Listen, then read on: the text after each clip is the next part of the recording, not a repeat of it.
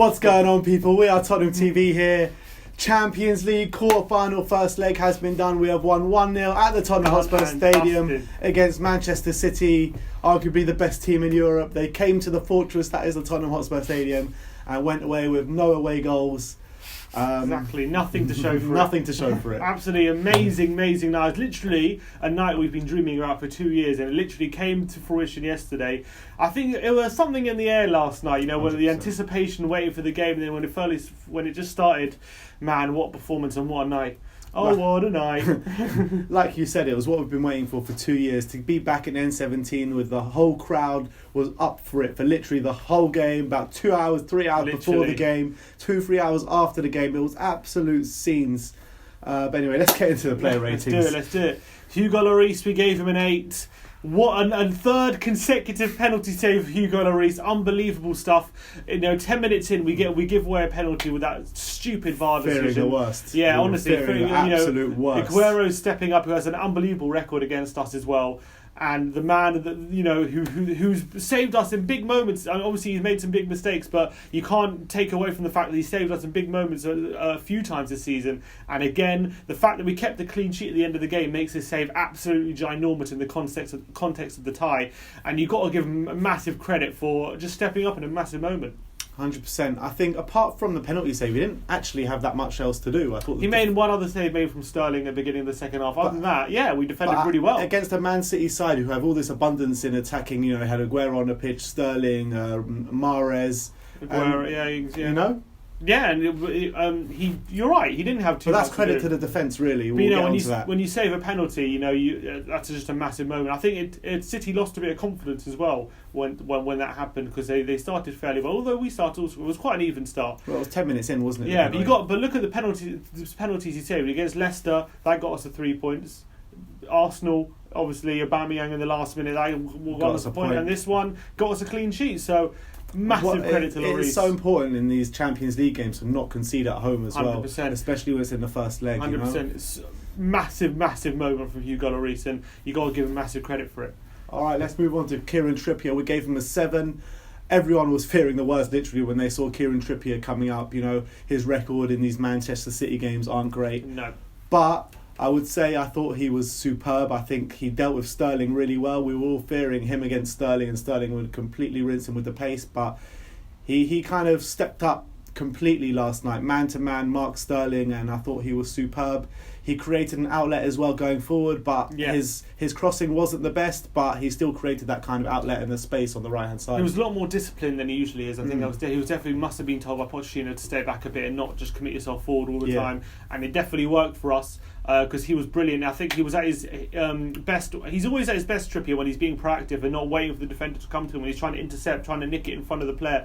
And he was doing that a lot yesterday. He was very good at that. I think he was helped by the fact that they didn't start Sane. I think that I think he would have struggled more. I think Trippier has nightmares of Sane. Yeah, 100%. I'm not sure what Guardiola was thinking. Not only not starting Sane, but also waiting till the 89th minute to bring him on. Definitely did Trippier some favours. It's weird in these big games why Guardiola doesn't play Sane more. It was an interesting one. I thought Sane was a shoo-in to start for sure, and and especially how things were going in the game. You got to think, after an hour, bring on Sane and run at the tiring Trippier legs, but he didn't do it. That probably helped him out. But you know what? He dealt with Sterling so well.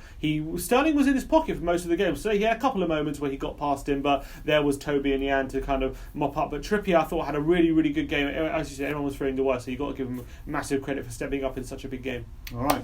All right, next up we've got Danny Rose. We gave him a 7. A really, really positive display by him. A lot of people actually gave him the man of the match. I thought he was absolutely fantastic yesterday. He got forward really, really well. He was a constant threat for Man City. I thought he dealt with Mahrez with ease, a lot easier than Trippier dealt with Sterling, even though Trippier dealt with Sterling well. Mahrez had literally nothing. Mahrez literally didn't get past Rose once. He was completely anonymous in the game. Yeah, 100% completely anonymous. But he did give away that penalty. He did. I don't think it was a penalty personally. I agree with the BT pundits in the studio who said that it was a bit of a ridiculous decision. It's a strange one because if you're kind of diving in to block the ball, he did kind of stretch his arm Yeah, out. But is that a natural? It was a natural. Completely, of course. When you've got a slide challenge, you don't slide challenge like that, do you? I agree with you. I'm just asking the question. Yeah, I'm saying you don't slide challenge with your hands behind your back. You slide challenge with the natural body movement to get that movement to be able to put a slide it was a bit similar to that one Man United PSG game, wasn't it? Yeah, correct. However, the difference I would say in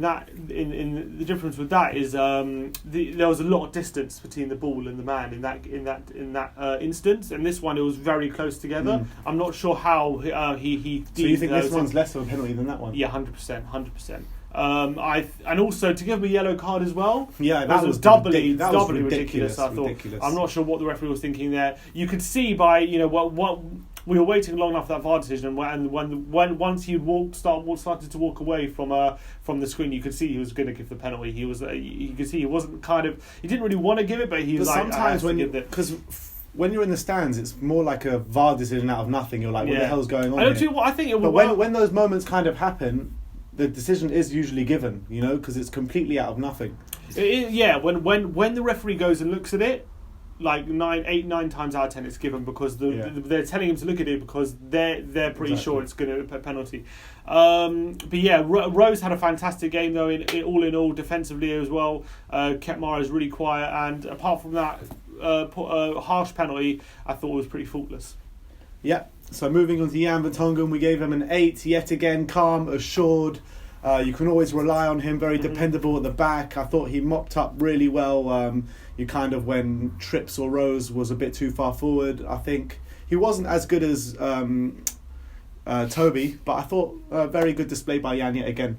Yeah, I completely agree. To be honest, I thought they as a partnership they were absolutely fantastic. As always, really. Think about how much Aguero was in the game, and the fact is he wasn't. And this is Sergio Aguero. Exactly. I know he had the penalty which he missed. Apart from that, did he have any shots? No, not really. Gabriel Jesus came on, wasn't able to affect that back line. It brings you back to when we were talking about Hugo Lloris and him not having to make so many saves, and those two were a big part of that. Massive, of course. The Belgian boys at the back are absolutely stalwarts. He decided not to go with the back 3 and go with the back 2, which put a lot more pressure on them to kind of when they're playing that high line to minimise any mistakes possible, and both of them were completely faultless throughout the whole 90 minutes. Absolutely amazing performance, and we'll get onto Toby in a minute, but I thought Jan Vertonghen really, really thrived yesterday alongside his Belgian partner. 100%.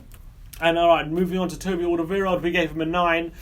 Unbelievable performance. Unbelievable performance to Toby Alderweireld. And I think the big thing about yesterday is, and especially the knockout stages this season, is it really showed how much we kind of missed that experience he brings at the back line last season in Juventus in those big moments. Yeah, exactly. It's no coincidence that we go away to Dortmund, and we need to keep a clean sheet. We needed not to keep a clean sheet, but we need to be tight at the back. Toby was absolutely sensational that game. Home game 3-0, we kept a clean sheet. The defence was amazing.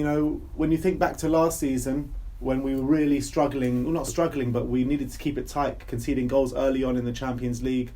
I know it did happen in the group stages, but a bit unlucky in the group stage. But I'm talking about kind of last season in the Champions League, where we really needed to keep it tight, like against Juventus, and the experience wasn't there. You had Jan, but you had Sanchez next to him. But now you can really see them two working as a team, just sensational. I think that experience is absolutely vital, and you've got to think about last season Juventus.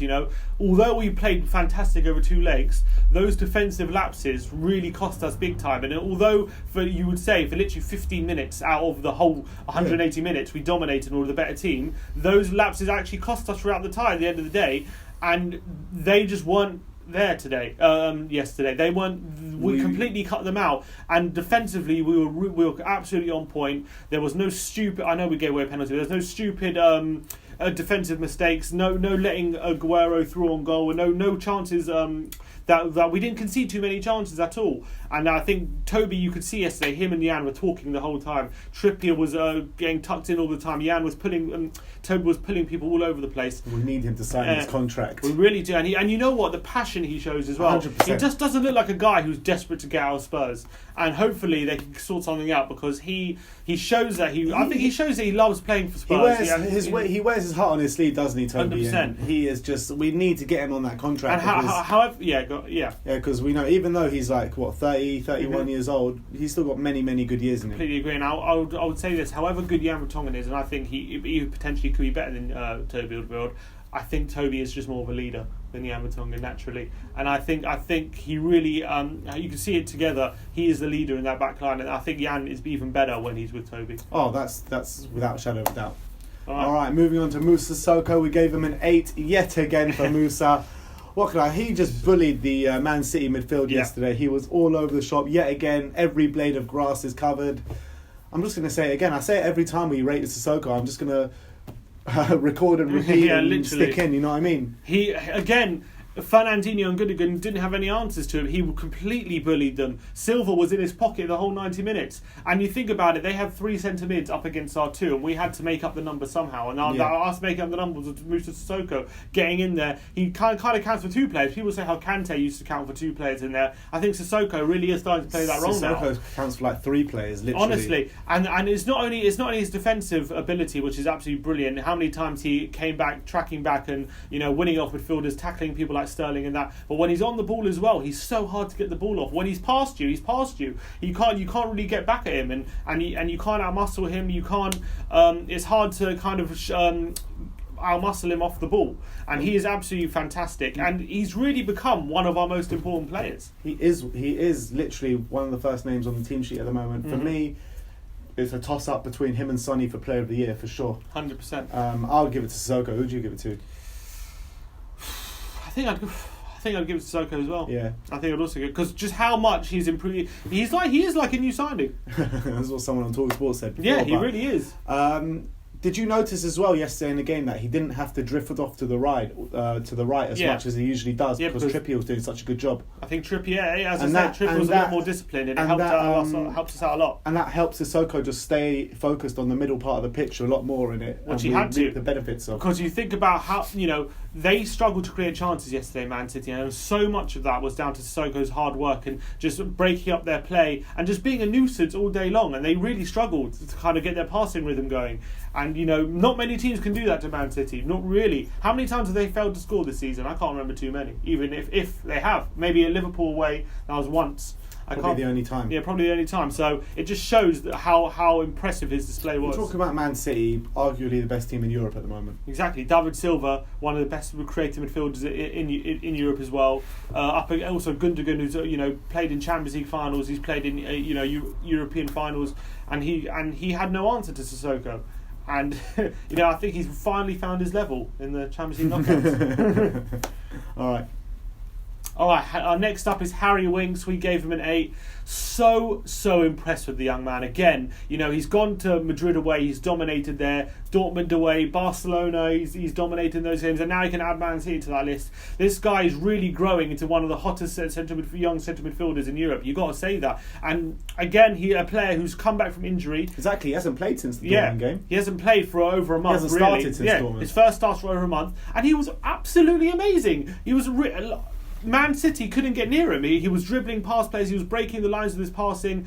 It was one of those displays where he was setting up so many attacks. His passing was on point. He wasn't scared. He wasn't scared to take people on, do some little pirouettes. I think it's with Winks, so what I love about him. He's so calm and so neat and tidy. He just gets the ball, passes and moves, and he's just so good in what he does. And he's so positive. He lacks, as you said, he's so calm. He lacks fear at all. He's fearless against any opposition.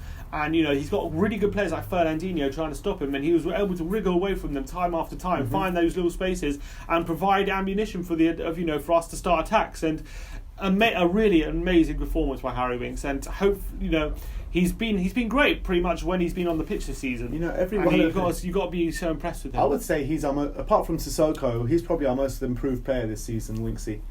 Yeah, 100%. He's up there. You got to give him a lot of credit because he's still young player of the year. Yeah, he still doesn't even have 100 appearances yet for Spurs, and he's putting in these kind of performances against really, really top opposition, it shows the potential he has. Every time he puts in one of these performances in the Champions League, we're like, it's a coming of age performance. Yeah, again. When's it going to be the age? You know what I mean? He is at the exactly. Wilshire's still living off that one performance in Barcelona. Exactly, and Winks has had about 3 or 4 of these in the Champions League. Exactly, and you got to give massive credit to him and to Pochettino for trusting him. And I know we all say we should have signed a centre mid. I still believe that we should have signed a centre mid, but he is really stepping up big time. And and thank God he is, because we would be struggling big time if he hadn't. We really need him. All right, moving on to Dele Alli, we gave him an 8. I thought it was Dele Alli's best performance in a while. He was just so good driving forward from midfield, picking up the ball.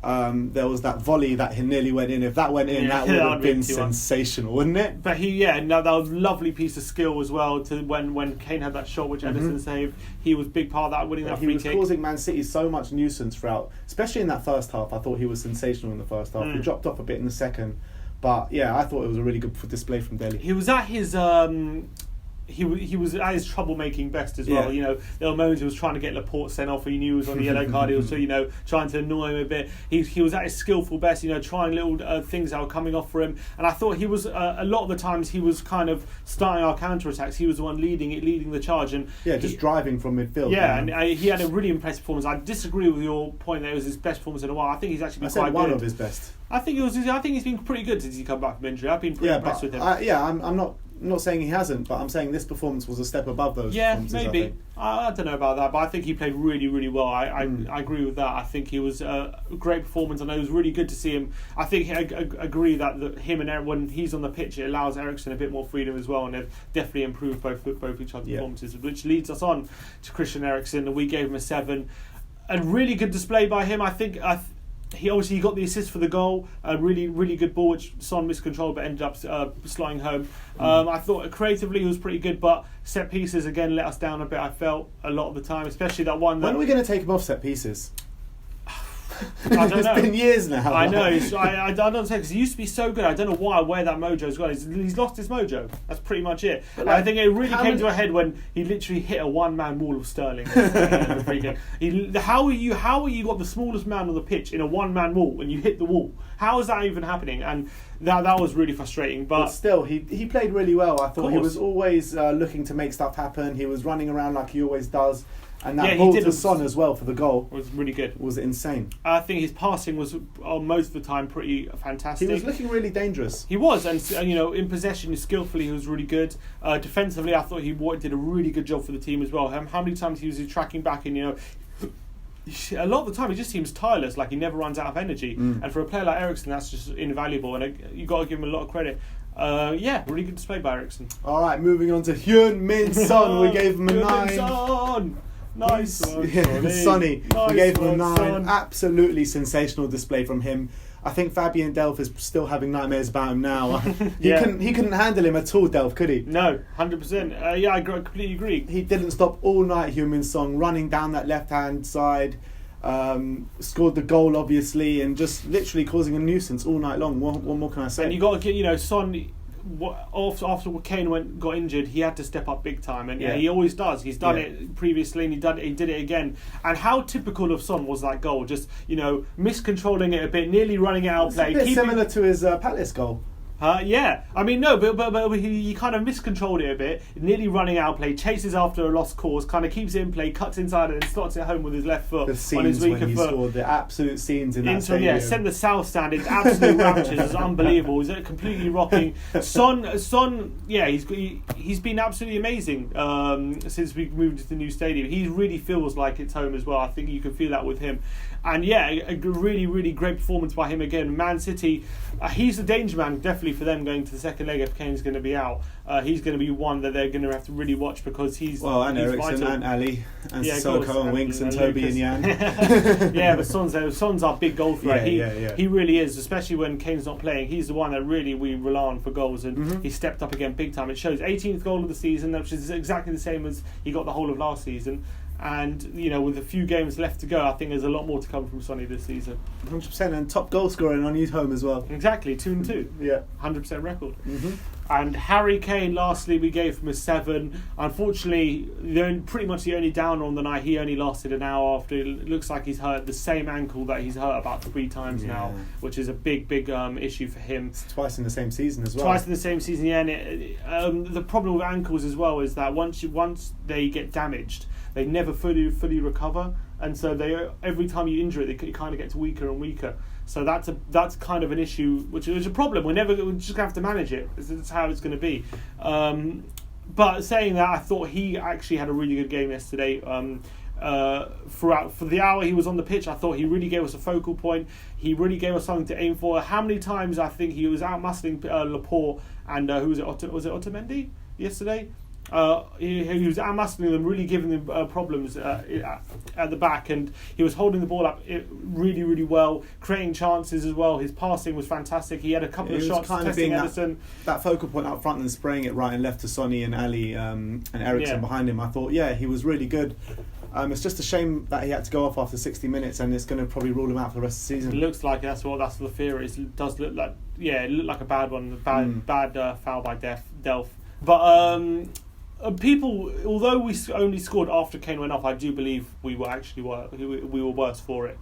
Yeah. I do think that our performance definitely suffered a bit when Kane went off. Well, because we scored against Run and Play a bit, and I actually thought we had more possession. We were actually keeping the ball a lot better, and we had something to aim for when Kane was on the pitch. And when he went off, I felt like City started to dominate a lot more. They started to pen us back a bit in our half, and we did kind of get a breakaway and score, but I felt like the performance as a whole was a lot stronger when Kane was on the pitch. That's just unfortunate. It's true, because when we have a focal point up there, we're so much better, because Kane is so good at just winning those balls in the air, taking it down and just spraying it.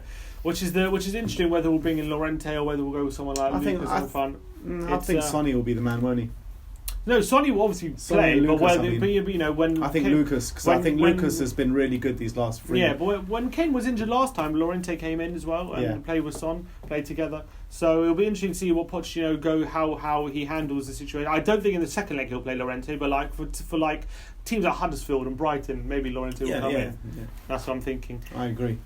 All right, moving on to Maurizio Pochettino. We gave him a 9. The guy is magic, absolutely insane. He said it was the biggest night of his career, and how did he deliver? Yeah. I thought team selection was spot on. You're brave and spot on. Exactly, brave and spot on. I think the system we played was absolutely spot on as well.